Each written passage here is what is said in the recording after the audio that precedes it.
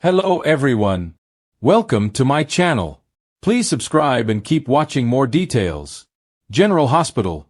Could Sidwell and Drew's scheme put kids in peril? So, we've got Drew ready to take down Michael to get Willow Tate's, Caitlin McMullen, kids away from him. And at the same time, Sidwell's determined to make Sonny pay for abducting Marco and keeping him away from his mom Natalia Rogers Ramirez, Eva LaRue, memorial service and threatening him. So Sidwell and Drew want Michael and Sonny to pay. And of course they're willing to go to extremes. This week, Drew went to Carly Corinthos Spencer, Laura Wright, to offer one last chance to save her grandkids by reasoning with Michael to let Willow see her kids. Drew was appealing to Carly. And he made it clear what would happen if she wouldn't see reason. So, he was playing nice. But it was kind of like an iron fist and a velvet glove thing. So Drew threatened and said things will get ugly if Michael doesn't come to the table. And of course Carly refused to get into it. Once she rejected Drew's appeal to play nice, he went and promised Willow he had a plan to get the kids back. And she was excited but still sad and told Drew she loves him because she's brainwashed. I don't know. But she also didn't want to hear, details and stuff because Willow doesn't want to get her hopes up. And honestly, even if Drew told her what he was planning to do, I think she might be okay with his dirty plan against Michael. So, Drew went to Portia Robinson, Brooke Kerr, and told her he wants her to alter lab tests and reports to make it look like Michael got addicted to opioids while recovering from his injuries from the bombing at Sonny's penthouse. And Drew said it needs to be good enough to hold up in court. When Portia realized Drew wants to take Michael's kids away, well, she said she wouldn't do it. But Drew said, do what I say or you're going to lose your family, and he threatened her career. The usual threats. And Portia flipped out, smashed her medical degree. She was screaming in frustration. So, she may have no choice but to rig these blood tests against Michael. But if Portia's lucky, maybe she'll get out of it. We'll see because things are going to start shifting and Curtis Ashford, Donnell Turner, still has some plans at play. But also, Portia just may decide that she's tired of it and she'll let the chips fall where they may and face the consequences. But I think in the end she'll cave to the blackmail unless Curtis can find a way to save her. Sidwell and Drew's alliance. Targeting Sonny and Michael on General Hospital. So, if they either ignore him or come up with another plan, Drew may need an alternate way to prove that Michael is unfit and get those kids back to Willow, which is his goal. And in addition to using Portia, I wonder if Drew might conspire with Sidwell for an Plan B because they have mutual interest. Sidwell and Drew are already allies against Sonny. They both want him off the docks and they could use his downfall to take down Laura Spencer, Jeannie Francis. And they want to put sneaky Ezra Boyle, Daniel Cosgrove, in as mayor, which would leave them with all this power. Sonny with a lot less power, unable to run his mob activities off the piers. Which means Michael may lose influence, too. As you saw this week, Sonny kidnapped Marco Rios, Adrian Anchando, and used him against Sidwell on the day of Natalia's memorial. And already Marco and Sidwell think that Sonny had something to do with her death. And of course, Marco's devastated because he missed his mom's funeral. Sidwell is furious about the kidnapping, especially since Marco saved Christina Corinthos Davis's, Kate Monsey, life from the Charlie's Pub fire. Now, Sidwell told Sonny he heard Selena Wu, Lydia look, set the fire. But Sonny saw through the frame job. And it's not like Sidwell can say, look, your daughter wasn't supposed to be there when I burned it down, so don't target my son. I mean, Sidwell is 100% guilty of setting this up. He just didn't mean for Christina to get involved.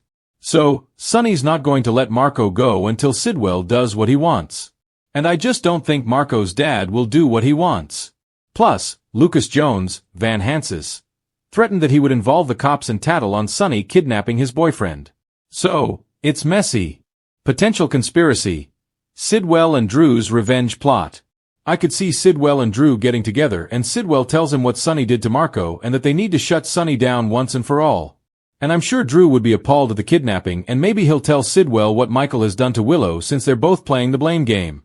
Of course, Sidwell, interestingly, had a hand in that custody situation. And it's not entirely clear why he did what he did. But Drew wouldn't be happy to know that Sidwell's stirring the pot between him and Sonny and Michael. Bottom line though, Sidwell wants payback because he thinks Sonny's being a slimeball by involving kids in their war when Sidwell never intended to involve any of Sonny's kids.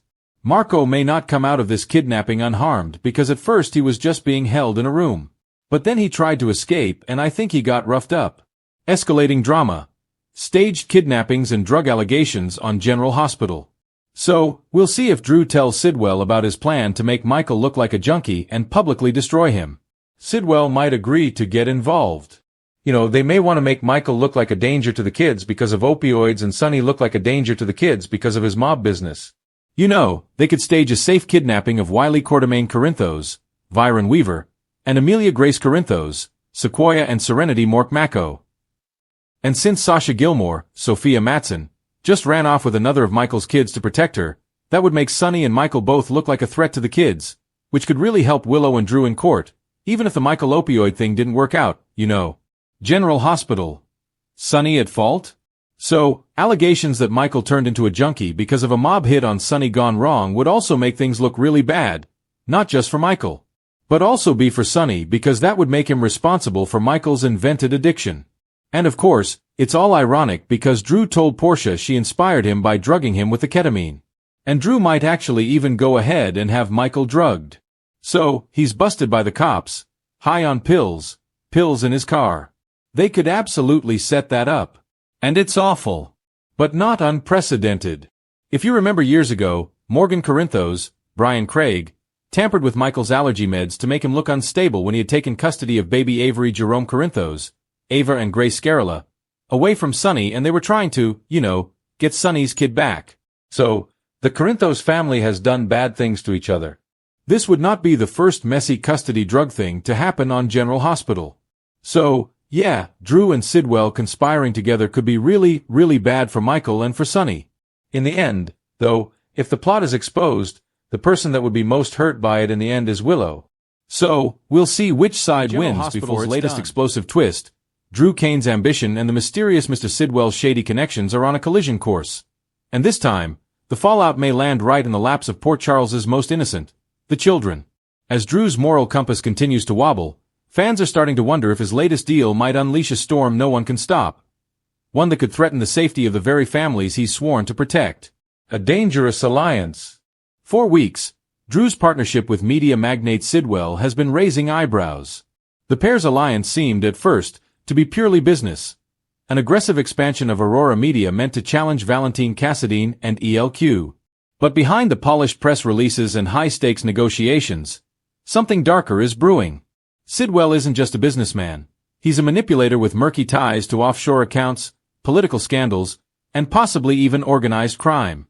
Drew, eager to rebuild his empire after the prison ordeal and his failed marriage to Carly, has been turning a blind eye to Sidwell's methods, even as those methods become increasingly questionable. When Ned Quartermain confronted Drew about Aurora's suspicious funding streams, Drew brushed it off as strategic partnerships. But Ned wasn't convinced, and neither is Olivia. The Quartermain household is buzzing with tension, and Olivia's instincts tell her something's very wrong. Unfortunately, Drew's tunnel vision may be clouding his judgment just when it matters most. Secrets and sabotage. Sidwell has been pushing Drew to approve a rapid digital expansion, one that involves sensitive data from hospitals, schools, and local government servers. On the surface, it's meant to modernize Port Charles's communications infrastructure. But sources close to the project whisper that Sidwell's true goal might be to harvest private information for leverage or profit. And that's where things take a chilling turn. One of the pilot programs Sidwell's team is developing involves a data integration test at General Hospital. Files on patients, including minors, could potentially be accessed by Sidwell's tech firm. Drew insists that all security measures are top tier, but when Brooke Lynn overhears a conversation between Sidwell's assistant and a shadowy investor, she realizes the stakes are far higher. They're not upgrading, they're infiltrating, Brooke Lynn whispers to Chase after the encounter. And if Drew doesn't stop it, someone's kid is going to pay the price. Christina's panic and Alexis's warning. Meanwhile, Christina Corinthos Davis has her own reasons to worry. As she juggles her pregnancy and complicated relationship with Blaze, she starts to notice inconsistencies in the Haven of Hope charity's financial backing. When she digs deeper, she's stunned to find that one of the anonymous donors, connected to Sidwell's network, has ties to Drew's corporate expansion plan. Christina immediately brings her findings to her mother, Alexis. Ever the legal hawk, Alexis senses danger immediately. Drew may think he's working with a media partner, Alexis warns. But Sidwell is the kind of man who builds empires by destroying families. If any of this touches a child, if it touches you, I'll go straight to the press myself. Drew doesn't take kindly to the accusation when Alexis confronts him. Their fiery exchange at Charlie's pub draws eyes and rumors, with Drew snapping, "You think I'd ever do something that puts kids at risk?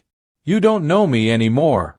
But Alexis's voice, calm and cutting, lingers in the air. "I know what ambition does to men who forget where they came from." Danny and Scout caught in the crossfire. The heartbreak is that the very children at risk might be Drew's own. Sam has been protective of Danny and Scout ever since Drew's behavior started shifting. She's noticed how erratic he's become, distracted, short-tempered, and secretive. When she learns about the Aurora-Sidwell partnership, her alarm bells go off. She warns Drew to tread carefully, but he dismisses her concerns, insisting everything he's doing is for their future. But things spiral when Danny accidentally stumbles upon a suspicious folder in Drew's laptop, marked Sidwell Asset 3A. Thinking it's part of a gaming project, Danny clicks through, only to freeze when he sees files labeled with names he recognizes, including his own and Scout's. Sam finds him shaken, and when she opens the laptop, her blood runs cold. The folder contains private medical records, including those from General Hospital's pediatric ward. Sam's fury is volcanic. She storms into Drew's office at Aurora, throwing the laptop on his desk. "You tell me right now, why are there hospital files on your system?" Drew looks stunned, his face paling as realization dawns. "Sam, I swear, I didn't put those there. Sidwell must have." "Stop lying," she snaps. "If Sidwell has access to this, he's not just targeting your company. He's targeting families. Ours included." Carly's intervention. Word travels fast in Port Charles, and Carly is quick to get involved. Though she's been trying to maintain distance after their breakup, her loyalty to Drew, and to his daughter Scout, pulls her back into the chaos. Carly arranges a secret meeting with Sidwell at the Metro Court. It's classic Carly, charm layered over a steely determination. But Sidwell doesn't intimidate easily. "Careful, Miss Spencer," Sidwell purrs, swirling his drink. "Poking around in business you don't understand can make life complicated. For you. For your children." That's the moment Carly realizes the depth of the danger. This isn't corporate rivalry anymore. It's a threat. And when she later spots a black SUV following her home, she knows Sidwell means business. Carly reaches out to Sonny, warning him that Drew's deal might have brought something dark into Port Charles. "If this guy's laundering money through Aurora or GH Systems," she says, "then our kids aren't just in danger, they're leverage." The ticking clock. Sonny, protective as ever, mobilizes his own resources to dig into Sidwell's connections. Brick uncovers encrypted transfers between Sidwell's company and a European firm previously linked to child trafficking and data theft. That revelation sends shockwaves through Port Charles. Drew, finally seeing the horror of what he's unleashed, vows to make it right, even if it means destroying everything he's built. But Sidwell has anticipated betrayal. When Drew tries to shut down the Aurora servers, the system locks him out. Files are duplicated and sent to an unknown location. The countdown has begun. And as Halloween nears, with the children of Port Charles gathering for the annual costume gala at GH, an ominous text hits Drew's phone. "You wanted power, Mr. Kane. Now you'll watch what it costs." The fallout ahead. The question hanging over Port Charles isn't just what Sidwell is planning. It's who he'll use to make his point. With the hospital systems compromised, every family, from the Corinthos clan to the Quartermains, is at risk. Drew's desperate attempt to undo his mistakes could come too late, and the next few weeks may see alliances shattered and trust obliterated.